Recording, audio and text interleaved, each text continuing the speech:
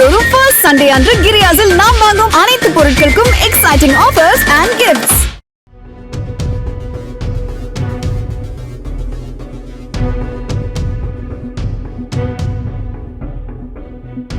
அண்மையில் தேசிய விருதுகள் பட்டியல் வெளியான போது தனுஷ் இயக்கி நடித்த அவரது 50வது திரைப்படமான ராயன் திரைப்படத்திற்கு சிறந்த திரைப்படத்திற்கான தேசிய விருது அறிவிக்கப்பட்டது. இதனால் ஆத்திரமடைந்த சிலர் மெய்யழகன், மகாராஜா திரைப்படங்களுக்கு வழங்காமல் ராயனுக்கு விருது கொடுப்பதா என தங்களது ஆதங்களை சமூக வலைதளங்களில் வெளிப்படுத்தி வந்தனர். தேசிய விருதுகள் ஜூரியாக கலா மாஸ்டரும் ஈவி கணேஷும் இருந்த நிலையில் அவர்களை பற்றி மீம்ஸ் போட்டு நெட்டிசன்கள் கலாய்த்து வந்தனர். கலா மாஸ்டர் தனது மகனுக்கு தார் காரை பரிசளித்ததாக புகைப்படம் ஒன்று வைரலாக பரவியது.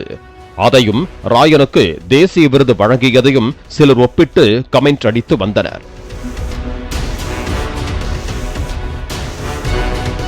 இந்நிலையில் திருவள்ளூர் மாவட்டம் மஞ்சக்கரணையில் உள்ள வேல்ஸ் மருத்துவக் கல்லூரியில் நடிகர் தனுஷ் பிறந்த நாளை முன்னிட்டு இரத்த தான முகாம் மற்றும் நலத்திட்ட உதவிகள் வழங்கும் விழா நடைபெற்றது. இந்த விழாவில் கலந்து கொண்டு நடிகர் தனுஷ் நலத்திட்ட உதவிகளை வழங்கினார்.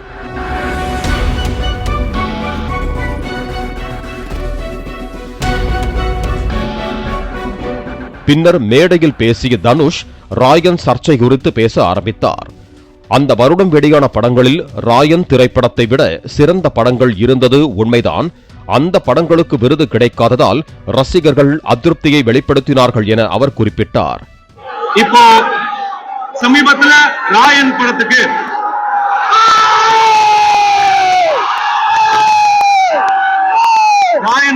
தேசிய விருது கிடைச்சது.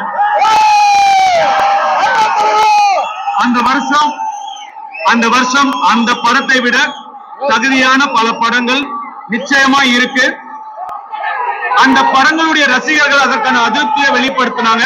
அதை நான் முழுசா மதிக்கிறேன், நிச்சயமா மதிக்கிறேன். ராயன் திரைப்படத்திற்கு தேசிய விருது கிடைத்ததற்கு இப்படி பேசுகிறார்கள். ஆனால் அது ஒரு கனாகாலம், புதுப்பேட்டை, மயக்கம் என்ன, 3, மரிகான், வடசென்னை, கர்ணன் ஆகிய படங்களுக்கு எல்லாம் ஏன் தேசிய விருது கிடைக்கவில்லை என அவர்கள் கேட்கவில்லை என தனுஷ் பதிலடி கொடுத்தார். இப்ப பாத்தீங்கன்னா அது ஒரு கனாகாலம் ரிலீஸ் ஆச்சு. அப்ப நான் சின்ன பையன், நிச்சயமா இந்த படத்துக்கு எனக்கு தேசிய விருது கிடைக்கும்னு சொன்னாங்க. சின்ன பையன் அப்படிங்கறதுனால நானும் ரொம்ப ஆசையா காத்துட்டு இருந்தேன். ஆனா எனக்கு கிடைக்கல. அதுக்கப்புறம் புதுப்பேட்டை,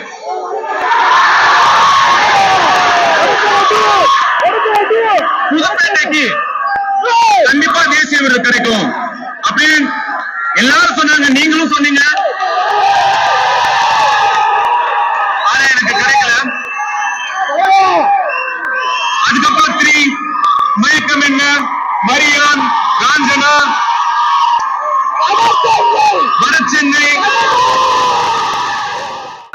ஒரு சில விஷயங்கள் நம்ம எவ்வளவுதான் முயற்சி பண்ணாலும் முடியாது. இந்த வாட்டி எனக்கு அமைச்சு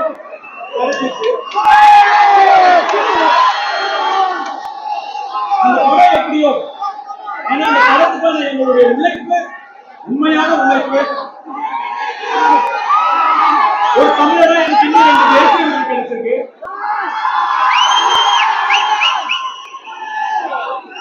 தட்டி விடாதீங்க, தட்டி கொடுங்க.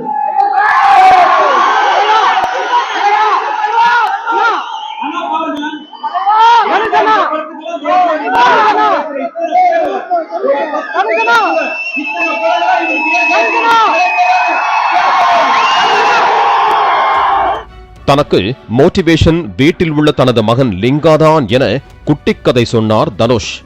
நடிகர் அஜித்குமார் சொன்னது போல என்று விவேகம் பட வசனத்தை தனுஷ் சொன்னதும் அரங்கமே அதிர்ந்தது.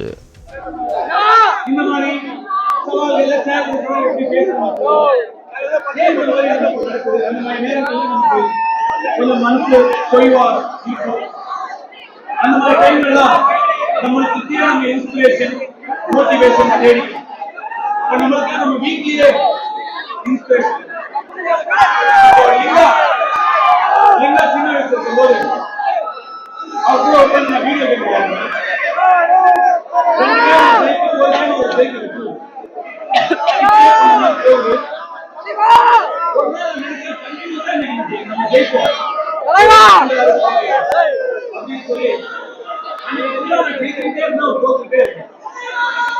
ஒரு டைம்ல நாளைக்கு விளையாடுவாங்க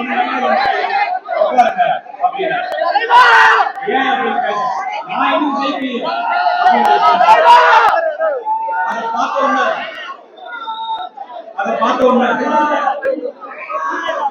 எவ்வளவு சிக்கல்கள் வந்தாலும் என்ன பிரச்சனை வந்தாலும் எந்த விஷயங்கள் அஃபெக்ட் பண்ணாலும் ஜெயிக்கிற வரைக்கும் மோதி பார்க்கணும்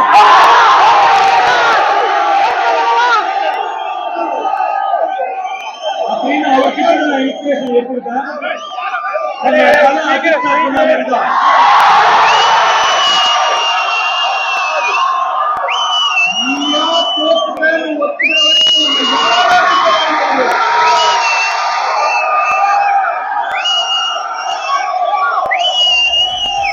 அதேபோல மாரி 2 படத்தில் இடம்பெற்ற if you are bad I am your dad என்ற வசனத்தையும் மேடையில் தனுஷ் பேசிய போது அவரது தொண்டர்கள் கத்தி ஆரவாரம் செய்தனர்.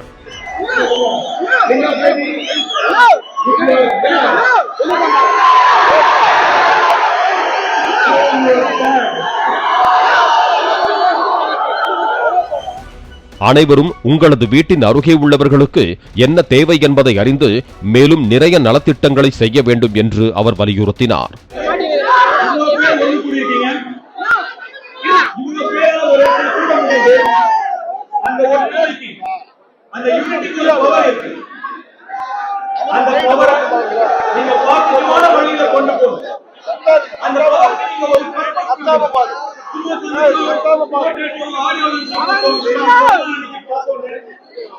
அப்படியே விட்டுறாம நீங்க எல்லாரும் சேர்ந்து இன்னும் நிறைய நலத்திட்டங்களை செய்யணும்.